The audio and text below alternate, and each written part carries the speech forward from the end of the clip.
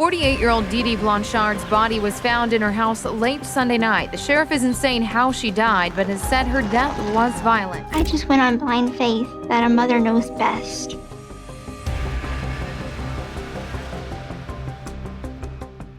I made a video for Nick that's kind of like a walkthrough of what the house layout looked like. Facebook post was, quote, "The bitch is dead." You can see Gypsy for yourself walking into court.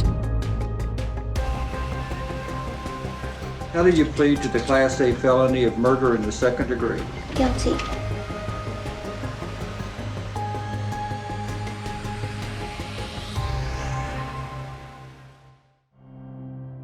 If you know anyone who's worked as an investigator or a law enforcement official, they'd tell you that a lot of the people who commit crimes that we see didn't necessarily start out with hopes of becoming criminals or convicts.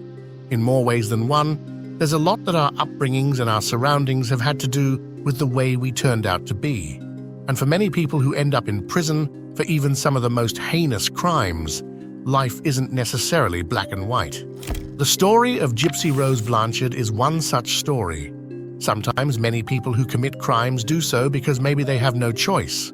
For Gypsy Rose, murder appeared to have been the only outlet from a terrible upbringing. But was she really justified here? Who really knows?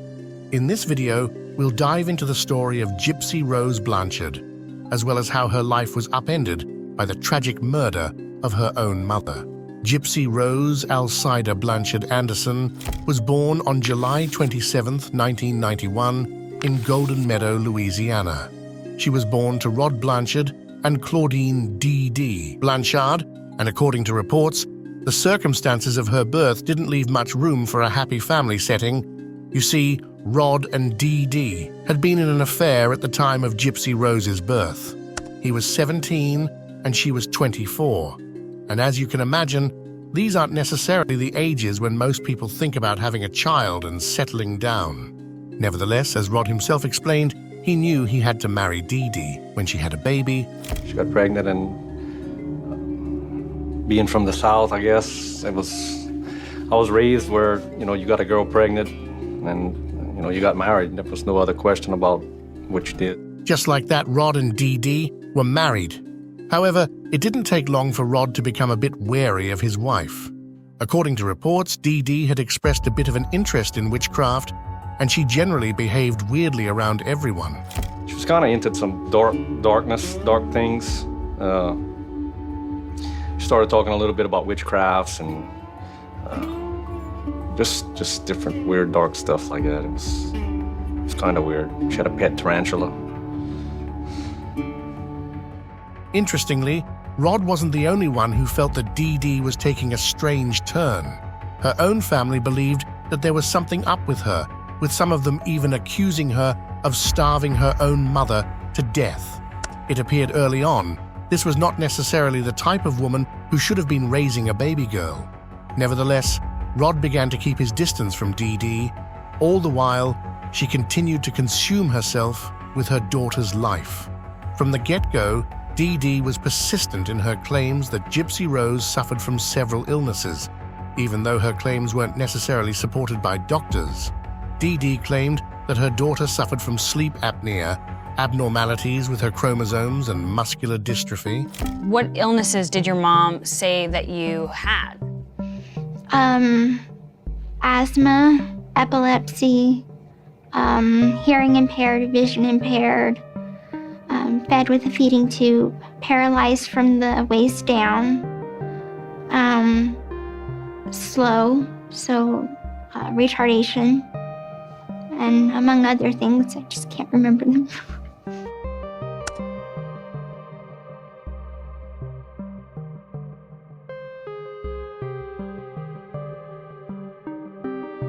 It almost seemed like Dee Dee was inventing new things that were wrong with her daughter. As time went on, the number of ailments she claimed to be treating Gypsy Rose for only kept on growing and growing. It wouldn't be until much later that people started to realize that maybe Dee Dee was the one who needed medical attention. But that's a story for a later time. According to medical reports, Dee Dee took Gypsy Rose to local hospitals over 100 times between 2005 and 2014. She'd stuffed the little girl full of different types of medications, simply insisting that she needed them for survival. If we'd be going to the doctor, she would do all the talking. I'd always have a stuffed animal or a Barbie doll. She'd just tell me, just play with my Barbie doll. If the doctor would come to examine me, just stay in the wheelchair, be calm, play with your doll, and don't move your legs.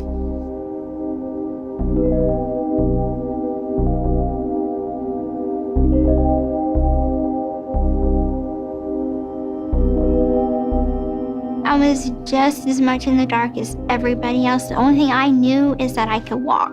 As for everything else, the leukemia, the epilepsy, I was taking medication that she said was cancer medicine. She would shave my head and say, well, it's gonna fall out anyway, so let's just keep it nice and neat. I just went on blind faith that a mother knows best. At the end of the day, many of the medications that Dee Dee gave to Gypsy Rose only ended up inducing many of the symptoms that the doctors thought they were treating. Eventually, however, a turning point would be reached when Gypsy Rose got into a motorcycle accident while riding with her grandfather. She was about 7 or 8 years old at the time, and while no one ever wants their child to get into an accident, this one wasn't actually so serious. Gypsy Rose only suffered a scrape on her knee, something which would have been healed on its own with enough time. Regardless, Dee Dee took things to the extreme. Somehow she managed to convince the doctors that Gypsy Rose needed a wheelchair. At the time, it wasn't like Gypsy Rose herself could do much about what was going on.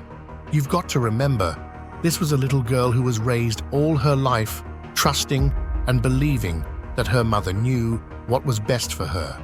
She believed that she was very sick and that her mother was the only one who really cared for her. So, when Dee Dee made yet another outrageous medical claim or recommendation, all Gypsy Rose could really do was sit quietly and obey her. To make things worse, Dee Dee went out of her way to convince herself that Rod had been abusive to Gypsy as well. Soon enough, Rod was further ostracized from the family, with Dee Dee taking Gypsy to New Orleans and controlling Gypsy's life even more. For his own part, Rod wasn't necessarily aware of the fact that Dee Dee had been doing all of this. He continued supporting her and Gypsy financially, and he genuinely believed that his daughter had been sick. So, like everyone else, he had absolutely no clue that Dee Dee was just doing all of this for her own sadistic reasons. Despite the fact that doctors themselves couldn't see anything wrong with Gypsy, Dee Dee constantly subjected the poor girl to everything from ER visits to surgeries. Things got so bad that she even made doctors install a feeding tube into her daughter's body. With all of this, it should come as no surprise that Gypsy soon developed an issue with substance abuse. All her life, Gypsy had barely had anything wrong with her. She had a bit of a lazy eye, but that was pretty much it. Nevertheless, she trusted her mother blindly, and she continued ingesting the pills that had been recommended to her time and again. Fast forward to 2005. Dee Dee and Gypsy were among the thousands of people who were rendered homeless when Hurricane Katrina hit New Orleans. And conveniently for Dee Dee, Gypsy's birth certificate and medical records were also lost in the wreckage that the hurricane left behind. And because of this, it meant that Dee Dee became the only source of information for anyone who wanted to learn anything about Gypsy, especially as it concerned her health. The pair eventually moved to Aurora in southwestern Missouri, where they lived in a rented home for a bit. At the time, Gypsy Rose was honored by the Oli Foundation, a non-profit that advocates for the rights of recipients of feeding tubes, as its 2007 Child of the Year. Interestingly, both ladies knew at the time that Gypsy didn't actually need the feeding tube and that she could walk just fine. It was all roses, of course. You've got the perfect story. A single mother with a daughter who's sick to her bones, trying to make ends meet after being forced to move to Missouri following the wreckage of her home by a hurricane. That's the type of stuff that grabs headlines by the day. Dee Dee and Gypsy's story continued to grab headlines, with many in the community even often pitching in to help them out whenever they could. In 2008, Habitat for Humanity built Gypsy and Dee Dee a small home with a wheelchair ramp accessibility feature and a hot tub as part of a broader project being carried out on the north side of Springfield. As the family got more traction in the news, the more gifts kept coming in. At the same time, Gypsy was admittedly a charming young girl. She was about 4 feet and 11 inches in height, had a mouth that barely had any teeth, wore big glasses, and spoke with a high-pitched voice. Who wouldn't have fallen in love with her? Plus, with her look, it wasn't hard for anyone to believe that she indeed had all the ailments that her mother had described. The way that Gypsy acted, wearing princess dresses, the way she talked, the things that she referenced that she liked to do, were like a kindergartner. To give her credit, Dee Dee didn't stop here. She regularly shaved Gypsy's head to make her look like a chemotherapy patient, and she made her wear wigs and hats a few times to really sell it.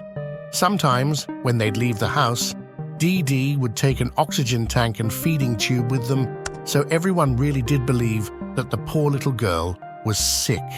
With physical contact, Dee Dee managed to gain control of Gypsy. She'd always hold her hand in the presence of others, and when Gypsy said anything that suggested she wasn't genuinely sick, Dee Dee would squeeze her hand very tightly. Still, with everything that was done, Gypsy couldn't leave her mother alone. This was the one person she believed cared for her genuinely, and it wasn't like she could just leave home and go anywhere. Eventually, though, things started to turn sour for the mother-daughter duo. Like everyone else, Gypsy grew older and began falling into the trappings of teenage years, including and especially meeting and falling in love with a boy. Since 2001, Gypsy, a fan of science fiction and fantasy movies, had been attending conventions. You know the usuals, Comic-Con and the likes, where people can come together in costume, meet some of their favorite movie and TV stars, and generally just enjoy each other's company. At an event in 2011, Gypsy made what appears to have been an escape attempt with a guy named Dan, whom she had met at a convention. We both went to this sci-fi fantasy convention called VisionCon. I had told him vaguely about what was going on at home.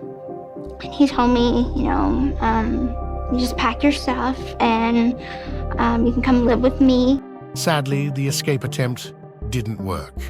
Dee Dee managed to track her, finding her in a hotel room with Dan and coercing her to come back home by presenting a fake birth certificate and threatening to report to the police that she was underage. The ruse worked and Gypsy went back home. The moment she got back, Dee Dee smashed her computer and phone with a hammer and threatened to do the same to her fingers if she ever tried to sneak out again. Gypsy also claimed that she was handcuffed and chained to her bed for 2 weeks, although that claim has been disputed so far. About a year passed after this, and things between Dee Dee and Gypsy were kind of back to normal, at least at face value. Gypsy knew that she had to get away from her mother, but she just didn't know how to do it. In 2012, Gypsy met a man online named Nicholas Godejohn. Nicholas was about her age, and he was from Big Bend, Wisconsin. Although he had a criminal record for indecent exposure and a history of mental illness and autism, the two hit it off and began dating. In a way, Gypsy thought that this guy could become her Prince Charming. As of 2014, Gypsy and Nicholas had already discussed eloping. The two hadn't necessarily met, but their relationship online had gotten pretty serious. So much so that Gypsy had been sending suggestive pictures to Nicholas on Facebook. The one outside of her, his name is Kitty. It's like a little girl inside of her. You got another one called Candy. She has an evil side of herself as well, just to call her Ruby.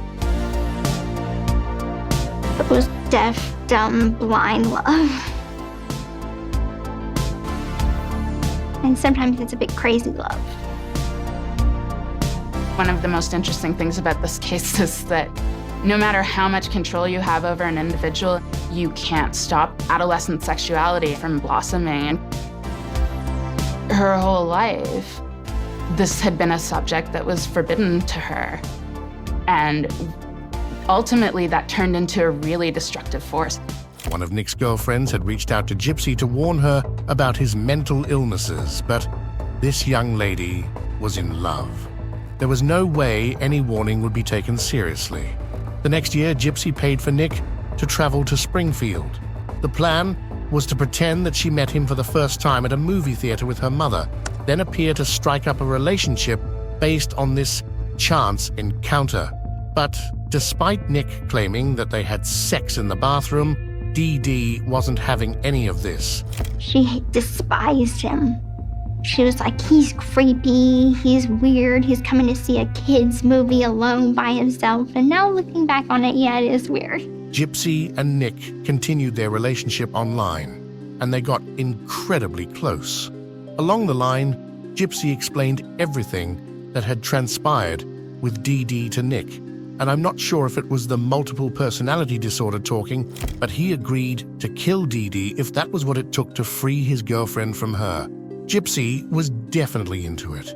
And she even made a video where she instructed Nick on how to get the murder done. I made a video for Nick that's kind of like a walkthrough of what the house layout looked like.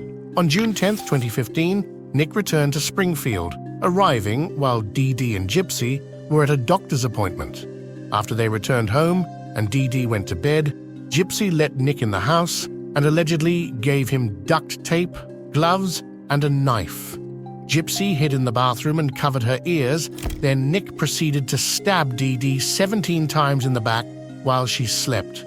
To make things even more sinister, Nick and Gypsy went on to have sex in her room, something which she claimed wasn't consensual, but she did anyway because she was scared and confused. They stole over $4,400 in cash that was kept in the house and fled to a motel outside of Springfield, where they stayed for a few days while planning their next move. According to Gypsy, she had actually believed that they had gotten away with the murder at this point. But little did she know that her comeuppance was coming. Because, in addition to being spotted by several witnesses, Gypsy made the ill-advised decision to go on social media and post about what had just been done. Facebook post was, quote, "The bitch is dead," and another post stating, "I fucking slashed that fat pig and raped her sweet innocent daughter. Her scream was so fucking loud, LOL." Dee Dee's body was discovered about 5 days after the murder, and investigators were able to trace the IP address of Gypsy's post to Nick's house, where the couple was arrested. And if you're involved in anything that I'm about ready to tell you, then you need to tell me, okay? Your mom's dead, okay? Now, what I want to ask you is, your mom's passed away, okay? And she's deceased, all right? Now, what I want to ask you, did you have involvement in this? Okay? Hang on, listen to me for just a second, okay? What happened with your mom that night?